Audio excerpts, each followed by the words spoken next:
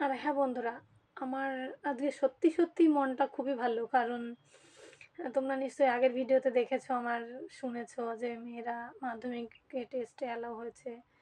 আর তাছাড়া অনেক, অনেক টেনশনের মধ্যে ছিলাম, কারণ বাচ্চাকে সময় আমি দিতে পারি না।